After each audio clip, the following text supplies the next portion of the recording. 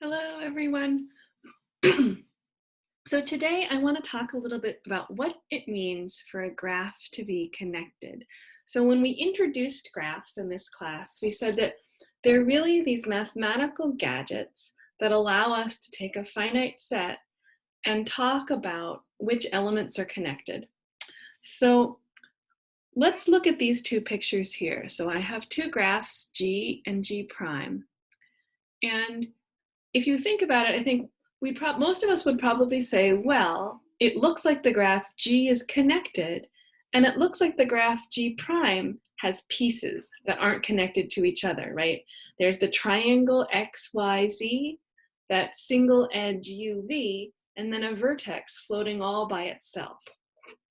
So I want us to think a little more deeply about what it means for a graph to be connected.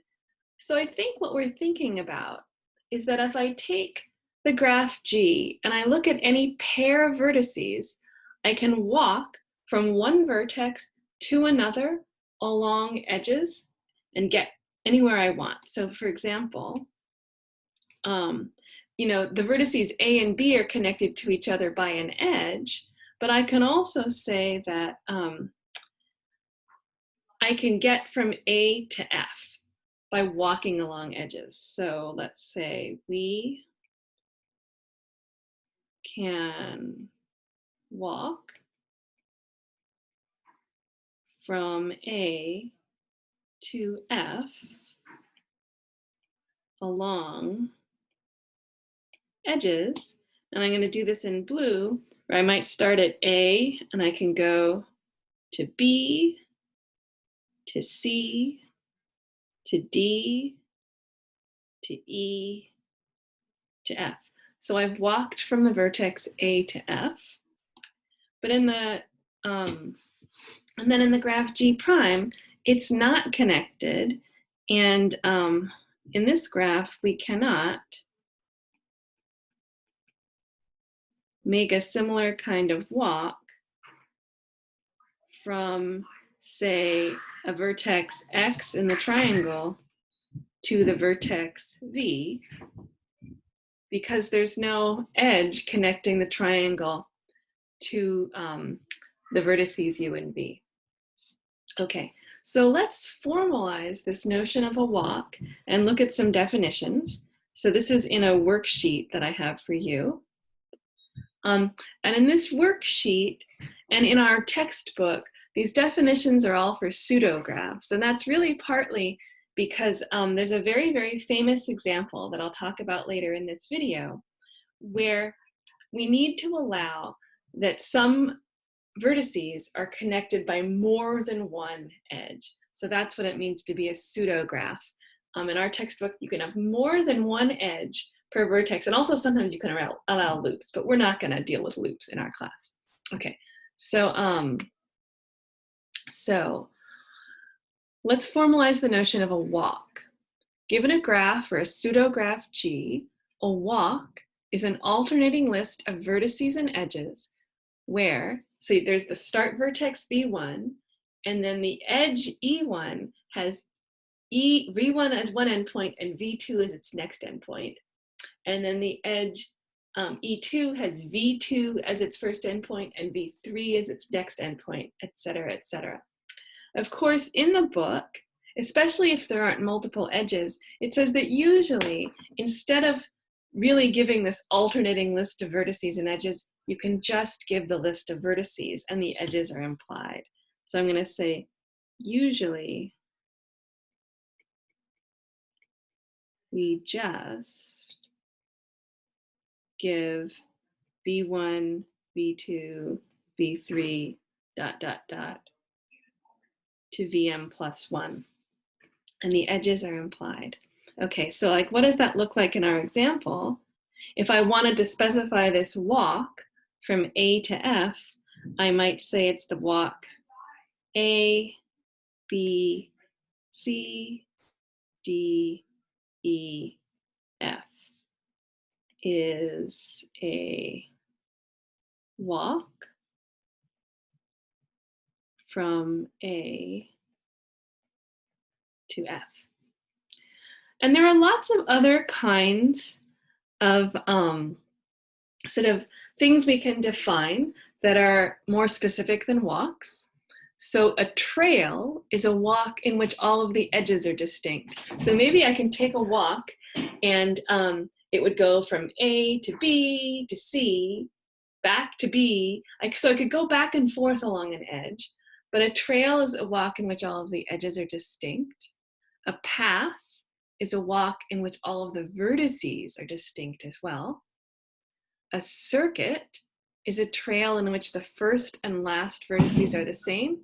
So it's a trail, all of the edges are distinct, and you end up where you started.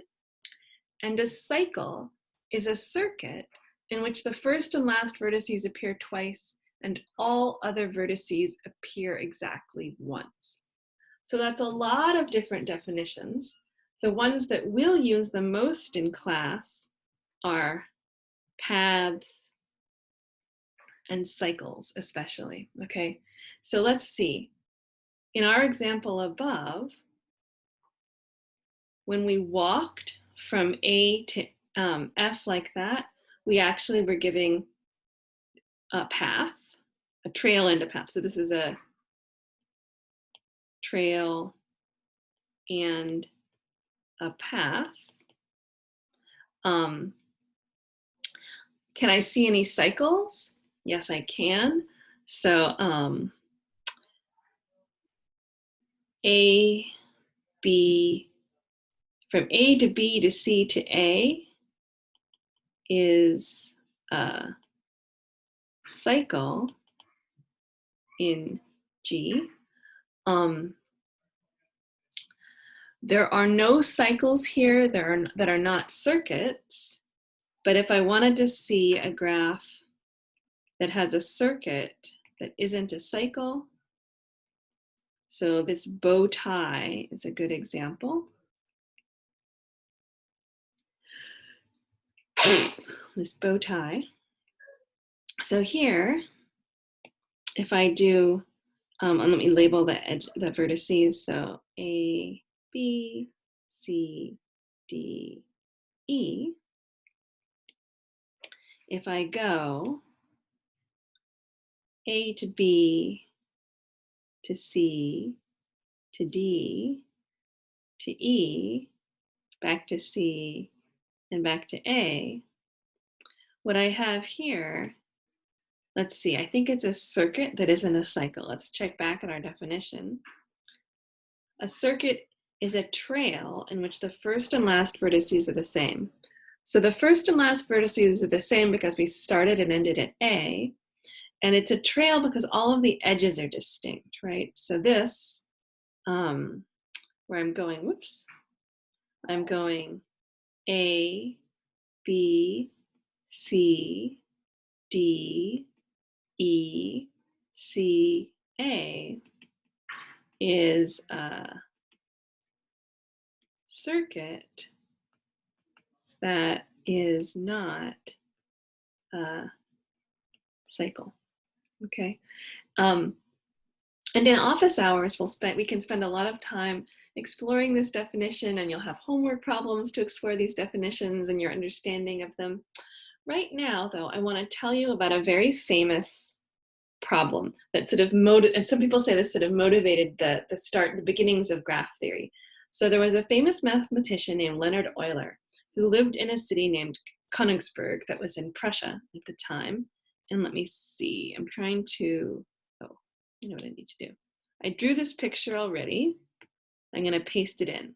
So we lived in Konigsberg, and there were these rivers in Konigsberg, and there were 7 bridges. So you can see the river is the thing that's like this is an island in the center of the river. There's an island. Let me see. There's an island in the center of the river, and then there are 7 bridges in blue. And here, I'm going to make me little brown marks, maybe like this is land, this is land, this is land, and that's land. Okay. And so Euler was walking around town. Notice walk.